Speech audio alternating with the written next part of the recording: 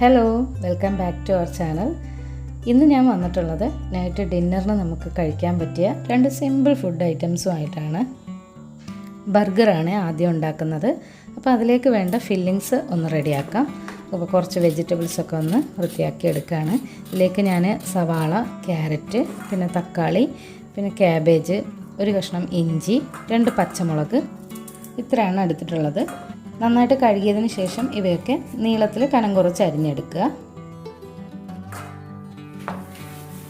ഒരു പാൻ അടുപ്പത്ത് വെച്ചിട്ടുണ്ട്. അതിലേക്ക് ഏതെങ്കിലും ഓയിൽ ഒഴിച്ചു കൊടുക്കുക. വെളിച്ചെണ്ണയോ സൺഫ്ലവർ ഓയിലോ ഏത് വേണമെങ്കിലും എടുക്കാം.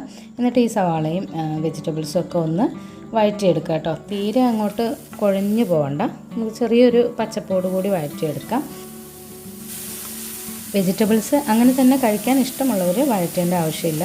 നേരിട്ട് നമുക്ക് ബർഗറിലേക്ക് സെറ്റ് ചെയ്ത് കൊടുക്കാം. ഇപ്പം ഞാനിവിടെ ഒലിവ് ഓയിലാണ് കേട്ടോ ഇത് സോട്ട് ചെയ്തത്. ഇതിലേക്ക് കുറച്ച് ഉപ്പ് ചേർത്ത് കൊടുക്കാം. ഇനി ഇതിലേക്ക് എല്ലാം 1/4 ടീസ്പൂണാണ് കേട്ടോ പൊടികൾ ചേർത്ത് കൊടുക്കുന്നത്. മഞ്ഞൾപ്പൊടി, പിന്നെ കുരുമുളക് പൊടി, പെരിഞ്ജീരകപ്പൊടി, ഗരം മസാല, അരിഞ്ഞു വെച്ചിരിക്കുന്ന മല്ലിയില കൂടി ചേർക്കാം.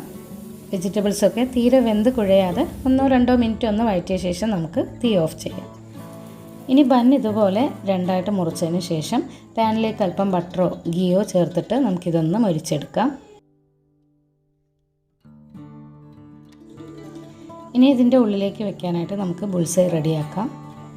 അതിലേക്ക് ഉപ്പും കുരുമുളക് പൊടിയോ അല്ലെങ്കിൽ മുളക് പൊടിയോ ചേർത്ത് കൊടുക്കുക. എന്നിട്ട് ജസ്റ്റ് ഒന്ന് മറിച്ചിടുക കേട്ടോ. അധികം ഉള്ളു കുക്കാവേണ്ട ആവശ്യമില്ല. ഇനി ഇത് നമുക്ക് ബണ്ണിനുള്ളിലേക്ക് സെറ്റ് ചെയ്ത് കൊടുക്കാം. എഗ്ഗ് വെച്ചതിന് ശേഷം അതിന് മുകളിലേക്ക് വെജിറ്റബിൾസൊക്കെ ഇതുപോലെ നിരത്തി കൊടുക്കാം. അതിലേക്ക് 1-2 പീസ് അരിഞ്ഞ തക്കാളി കൂടി വെച്ച് കൊടുക്കണം. അവിടെയായിട്ട് കുറച്ച് ടൊമാറ്റോ സോസും കൂടി ചേർക്കുന്നുണ്ട്. ബാക്കിയുള്ള ബന്നുകളും കൂടി ഇതുപോലെ സെറ്റ് ചെയ്തെടുക്കാം. ഇതിലേക്ക് നിങ്ങൾക്ക് ചീസ് വേണമെങ്കിൽ വെച്ച് കൊടുക്കാം. പിന്നെ ലെച്ചൂസ് ലീഫില്ലേ അതും വെച്ച് കൊടുക്കാം. അപ്പോൾ ഇത്ര മാത്രം ബർഗർ റെഡി ആയിട്ടുണ്ട്. ഇനി നമുക്ക് ഇതേ ഫില്ലിങ് തന്നെ ചപ്പാത്തിയിലേക്ക് ഫില്ല് ചെയ്ത് കൊടുക്കാം.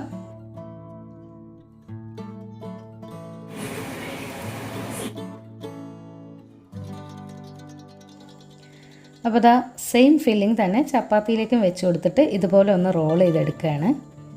അപ്പോൾ ഇത്രയേ ഉള്ളൂ. വളരെ എളുപ്പത്തിൽ തയ്യാറാക്കാൻ പറ്റിയ 2 ഡിന്നർ ഐറ്റംസാണിത്.